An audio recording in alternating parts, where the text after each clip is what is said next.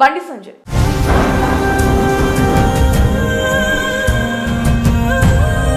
ఓ సామాన్యుడు ఎలాంటి బ్యాక్గ్రౌండ్ లేకుండా రాజకీయాల్లో ఎదిగాడు. అతి తక్కువ సమయంలో కార్పొరేట్ స్థాయి నుంచి ఎంపీ స్థాయికి చేరుకున్నారు. తర్వాత ఏకంగా జాతీయ పార్టీకి రాష్ట్ర అధ్యక్షుడిగా నియమితులయ్యారు. అనేక మంది సీనియర్లను తోసి రాజుని ఆ పదవి దక్కించుకున్నారు. అంతేకాక అధ్యక్ష బాధ్యతలు చేపట్టినప్పటి నుండి అలుపెరిగిన పోరాటంతో ఆ జాతీయ పార్టీని రాష్ట్రంలో ప్రధాన ప్రత్యర్థి అనే స్థాయికి తీసుకువెళ్లాడు.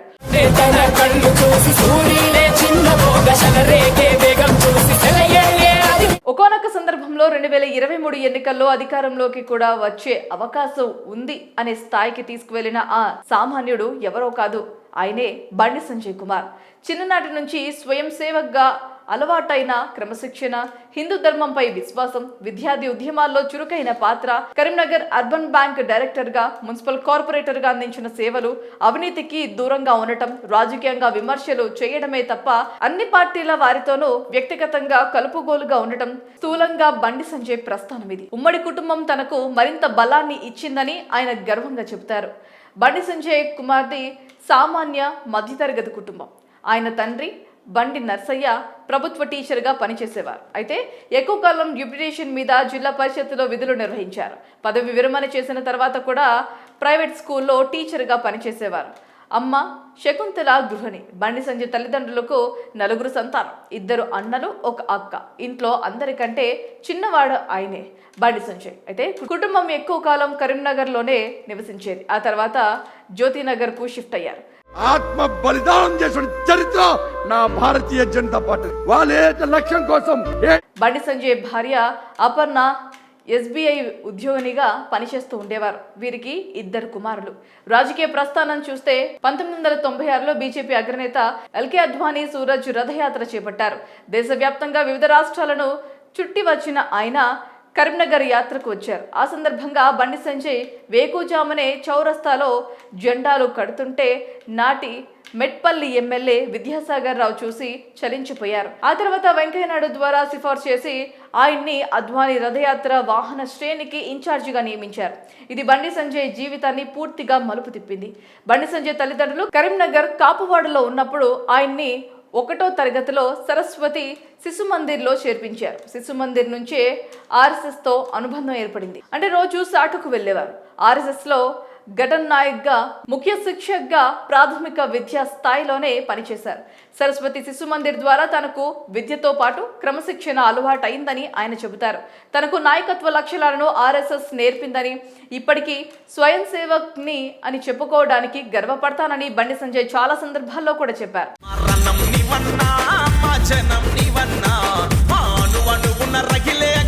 ఎన్నికల నేపథ్యంలో అద్వానీ రథయాత్ర నిలిచిపోవడంతో బండి సంజయ్ను ఢిల్లీ సెంట్రల్ ఆఫీస్లో సహాయక్గా పంపించారు. ఇది మరో మలుపు తిప్పింది. సెంట్రల్ ఆఫీస్లో ఉండి అద్వానీకి, వెంకయ్యనాయుడుకు సేవలు చేశారు. ఈ సమయంలో వారి నుంచి చాలా విషయాలు నేర్చుకున్నారు బండి సంజయ్. హిందూ ధర్మాన్ని అనుసరించే బండి సంజయ్కి చిన్ననాటి నుంచే తన నుదుటిపై కుంకుమ బొట్టును ధరించడం అలవాటు. అలా బొట్టు పెట్టుకోవటం వల్ల కొన్ని విద్యా సంస్థల్లో అనుమతి నిరాకరించారని ఆయన చెప్పేవారు. అలాగని తన పద్ధతి మార్చుకోలేదని ఆయన గర్వంగా చెప్తారు. 2 సార్లు కరీంనగర్ ఎమ్మెల్యేగా పోటీ చేసి ఓడిపోయిన బండి సంజయ్ 2019 లోక్సభ ఎన్నికల్లో భారీ మెజారిటీతో కరీంనగర్ ఎంపీగా గెలవడం రాజకీయ వర్గాలను ఆశ్చర్యానికి గురి చేసింది. 1994లో 23 ఏళ్ల వయసులోనే బండి సంజయ్ కరీంనగర్ అర్బన్ బ్యాంక్ డైరెక్టర్గా పోటీ చేసి విజయం సాధించారు. 2000 సంవత్సరంలో మరోసారి బ్యాంక్ డైరెక్టర్గా ఎంపికయ్యారు. ఇక 2005లో బీజేపీ నుంచి తొలిసారిగా కౌన్సిలర్గా గెలిచారు. 2010లో 48వ డివిజన్కు మరోసారి కార్పొరేటర్గా భారీ మెజారిటీతో గెలిచారు. 2014-18లలో కరీంనగర్ స్థానం నుంచి బీజేపీ ఎమ్మెల్యే అభ్యర్థిగా పోటీ చేసి స్వల్ప తేడాతో ఓడిపోయారు. ఆ తర్వాత జరిగిన పార్లమెంట్ ఎన్నికల్లో పోటీ చేసి టీఆర్ఎస్ సీనియర్ నేత బోయినపల్లి వినోద్ కుమార్ పై గెలుపొందారు. రాష్ట్రంలో కాంగ్రెస్, బీజేపీ నుంచి గెలిచిన ఎంపీలందరికంటే ఎక్కువ మెజారిటీతో ఆయన గెలుపొందడం విశేషం. దీంతో తిరుగులేని రాజకీయ నేతగా మారారు బండి సంజయ్.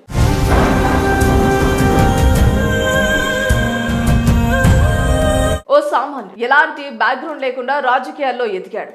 అతి తక్కువ సమయంలో కార్పొరేట్ స్థాయి నుంచి ఎంపీ స్థాయికి చేరుకున్నారు. తర్వాత ఏకంగా జాతీయ పార్టీకి రాష్ట్ర అధ్యక్షుడిగా నియమితులయ్యారు. అనేక మంది సీనియర్లను తోసి రాజుని ఆ పదవి దక్కించుకున్నారు. అంతేకాక అధ్యక్ష బాధ్యతలు చేపట్టినప్పటి నుండి అలుపెరిగిన పోరాటంతో ఆ జాతీయ పార్టీనే రాష్ట్రంలో ప్రధాన ప్రత్యర్థి అనే స్థాయికి తీసుకువెళ్లాడు.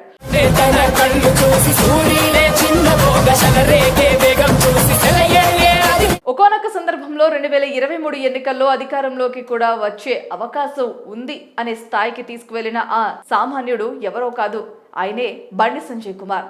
చిన్ననాటి నుంచి స్వయం సేవక్గా అలవాటైన క్రమశిక్షణ, హిందూ ధర్మంపై విశ్వాసం, విద్యార్థి ఉద్యమాల్లో చురుకైన పాత్ర, కరీంనగర్ అర్బన్ బ్యాంక్ డైరెక్టర్ గా, మున్సిపల్ కార్పొరేటర్ గా అందించిన సేవలు, అవినీతికి దూరంగా ఉండటం, రాజకీయంగా విమర్శలు చేయడమే తప్ప అన్ని పార్టీల వారితోనూ వ్యక్తిగతంగా కలుపుగోలుగా ఉండటం స్థూలంగా బండి సంజయ్ ప్రస్థానం ఇది. ఉమ్మడి కుటుంబం తనకు మరింత బలాన్ని ఇచ్చిందని ఆయన గర్వంగా చెబుతారు. బండి సంజయ్ కుమార్ది సామాన్య మధ్యతరగతి కుటుంబం. ఆయన తండ్రి బండి నర్సయ్య ప్రభుత్వ టీచర్గా పనిచేసేవారు. అయితే ఎక్కువ కాలం డ్యూప్యుటేషన్ మీద జిల్లా పరిషత్తులో విధులు నిర్వహించారు. పదవి విరమణ చేసిన తర్వాత కూడా ప్రైవేట్ స్కూల్లో టీచర్గా పనిచేసేవారు. అమ్మ శకుంతల గృహిణి. బండి సంజయ్ తల్లిదండ్రులకు 4 సంతానం, 2 అన్నలు, 1 అక్క. ఇంట్లో అందరికంటే చిన్నవాడు ఆయనే, బండి సంజయ్. అయితే కుటుంబం ఎక్కువ కాలం కరీంనగర్లోనే నివసించేది. ఆ తర్వాత జ్యోతినగర్కు షిఫ్ట్ అయ్యారు.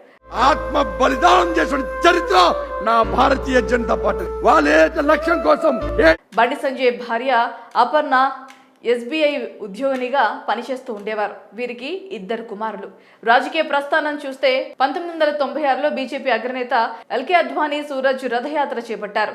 దేశవ్యాప్తంగా వివిధ రాష్ట్రాలను చుట్టి వచ్చిన ఆయన కరీంనగర్ యాత్రకు వచ్చారు. ఆ సందర్భంగా బండి సంజయ్ వేకుజామునే చౌరస్తాలో జెండాలు కడుతుంటే నాటి మెట్పల్లి ఎమ్మెల్యే విద్యాసాగర్ రావు చూసి చలించిపోయారు. ఆ తర్వాత వెంకయ్యనాయుడు ద్వారా సిఫార్సు చేసి ఆయన్ని అద్వానీ రథయాత్ర వాహన శ్రేణికి ఇన్ఛార్జిగా నియమించారు. ఇది బండి సంజయ్ జీవితాన్ని పూర్తిగా మలుపు తిప్పింది. బండి సంజయ్ తల్లిదండ్రులు కరీంనగర్ కాపువాడలో ఉన్నప్పుడు ఆయన్ని 1వ తరగతిలో సరస్వతి శిశు మందిర్లో చేర్పించారు. శిశు మందిర్ నుంచే RSSతో అనుబంధం ఏర్పడింది. అంటే రోజు శాఖకు వెళ్ళేవారు. RSSలో ఘటన్ నాయక్గా, ముఖ్య శిక్షక్గా ప్రాథమిక విద్యా స్థాయిలోనే పనిచేశారు. సరస్వతి శిశు మందిర్ ద్వారా తనకు విద్యతో పాటు క్రమశిక్షణ అలవాటైందని ఆయన చెబుతారు. తనకు నాయకత్వ లక్షణాలను RSS నేర్పిందని, ఇప్పటికీ స్వయం సేవక్ని అని చెప్పుకోవడానికి గర్వపడతానని బండి సంజయ్ చాలా సందర్భాల్లో కూడా చెప్పారు.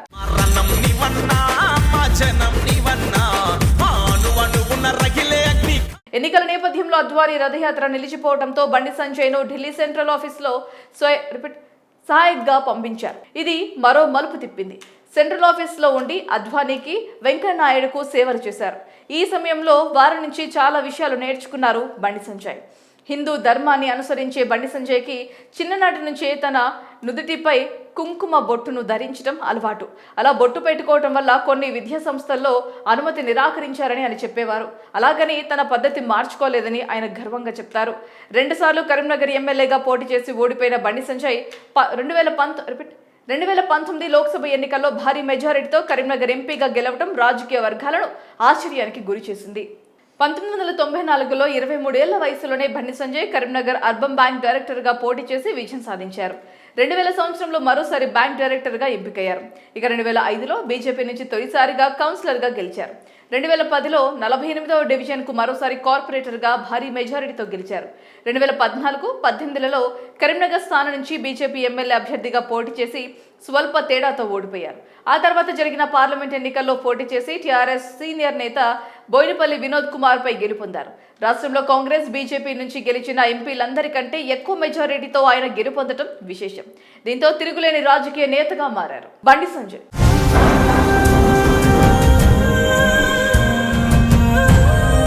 ఓ సామాన్యుడు ఎలాంటి బ్యాక్గ్రౌండ్ లేకుండా రాజకీయాల్లో ఎదిగాడు.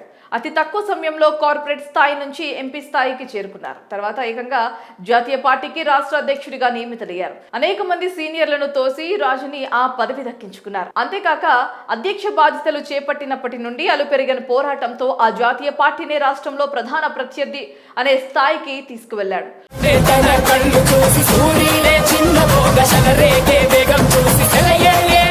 ఒకానొక సందర్భంలో 2023 ఎన్నికల్లో అధికారంలోకి కూడా వచ్చే అవకాశం ఉంది అనే స్థాయికి తీసుకువెళ్లిన ఆ సామాన్యుడు ఎవరో కాదు, ఆయనే బండి సంజయ్ కుమార్.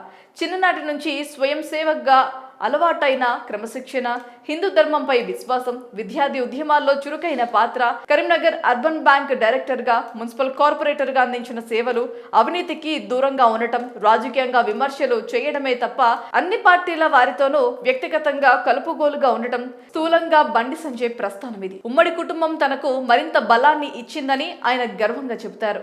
బండి సంజయ్ కుమార్ది సామాన్య మధ్యతరగతి కుటుంబం.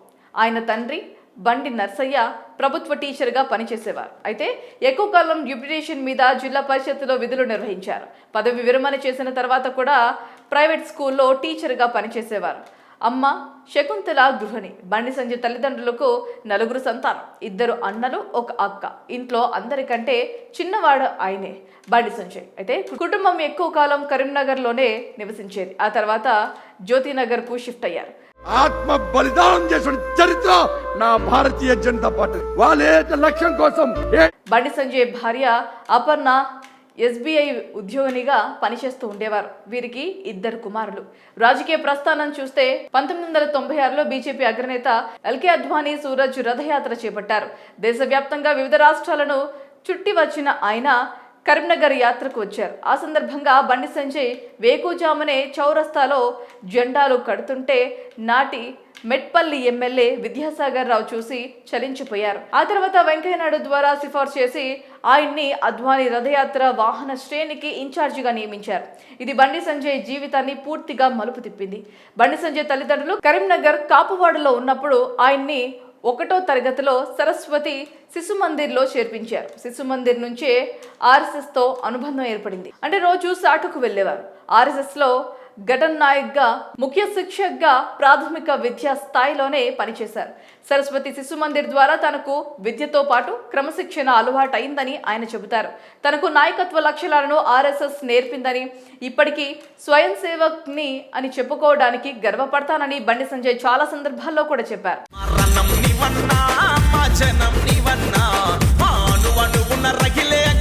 ఎన్నికల నేపథ్యంలో అద్వానీ రథయాత్ర నిలిచిపోవడంతో బండి సంజయ్ను ఢిల్లీ సెంట్రల్ ఆఫీస్లో సహాయక్గా పంపించారు. ఇది మరో మలుపు తిప్పింది. సెంట్రల్ ఆఫీస్లో ఉండి అద్వానీకి, వెంకయ్యనాయుడుకు సేవలు చేశారు. ఈ సమయంలో వారి నుంచి చాలా విషయాలు నేర్చుకున్నారు బండి సంజయ్. హిందూ ధర్మాన్ని అనుసరించే బండి సంజయ్కి చిన్ననాటి నుంచే తన నుదుటిపై కుంకుమ బొట్టును ధరించడం అలవాటు. అలా బొట్టు పెట్టుకోవటం వల్ల కొన్ని విద్యా సంస్థల్లో అనుమతి నిరాకరించారని ఆయన చెప్పేవారు. అలాగని తన పద్ధతి మార్చుకోలేదని ఆయన గర్వంగా చెప్తారు. 2 సార్లు కరీంనగర్ ఎమ్మెల్యేగా పోటీ చేసి ఓడిపోయిన బండి సంజయ్ 2019 లోక్సభ ఎన్నికల్లో భారీ మెజారిటీతో కరీంనగర్ ఎంపీగా గెలవడం రాజకీయ వర్గాలను ఆశ్చర్యానికి గురి చేసింది. 1994లో 23 ఏళ్ల వయసులోనే బండి సంజయ్ కరీంనగర్ అర్బన్ బ్యాంక్ డైరెక్టర్గా పోటీ చేసి విజయం సాధించారు. 2000 సంవత్సరంలో మరోసారి బ్యాంక్ డైరెక్టర్గా ఎంపికయ్యారు. ఇక 2005లో బీజేపీ నుంచి తొలిసారిగా కౌన్సిలర్గా గెలిచారు. 2010లో 48వ డివిజన్కు మరోసారి కార్పొరేటర్గా భారీ మెజారిటీతో గెలిచారు. 2014-18లలో కరీంనగర్ స్థానం నుంచి బీజేపీ ఎమ్మెల్యే అభ్యర్థిగా పోటీ చేసి స్వల్ప తేడాతో ఓడిపోయారు. ఆ తర్వాత జరిగిన పార్లమెంట్ ఎన్నికల్లో పోటీ చేసి టీఆర్ఎస్ సీనియర్ నేత బోయినపల్లి వినోద్ కుమార్ పై గెలుపొందారు. రాష్ట్రంలో కాంగ్రెస్, బీజేపీ నుంచి గెలిచిన ఎంపీలందరికంటే ఎక్కువ మెజారిటీతో ఆయన గెలుపొందడం విశేషం. దీంతో తిరుగులేని రాజకీయ నేతగా మారారు.